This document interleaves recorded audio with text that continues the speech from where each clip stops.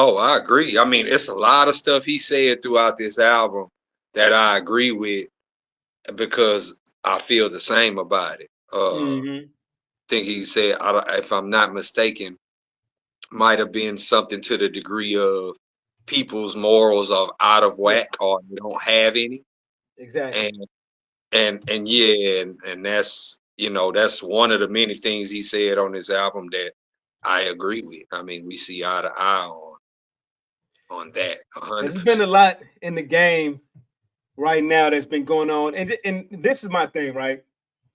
You know, back in the '90s, the 2000s, people wanted to get record deals. You know what I'm saying? Oh, I had to, that was the biggest thing. But now it's like, and we ain't gonna get too deep into it, but it's like now Hollywood is falling. You know what I'm saying? Right. And now it's just better to be an independent artist because you control your own destiny. It seems like nowadays. You think that's better for the game, or do you think we should go back to the record labels and how they had they could reach the bigger masses, or is it better to be independent and reach your legitimate loyal fans and stay right there? You know what I'm saying? I think independence is better because technology has afforded artists now to be their own distributors of their music.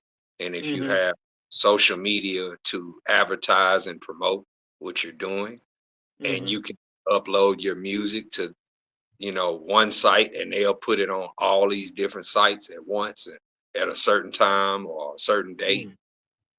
It's set up to where you can be independent and you can thrive. Mm. But people would rather take the lazy route, sign a record deal that entitles them to own 90% of what you're doing.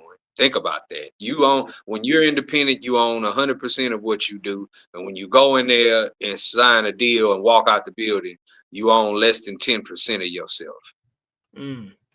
That's Yeah. something nobody wants to talk about, but that's the truth. And Yeah.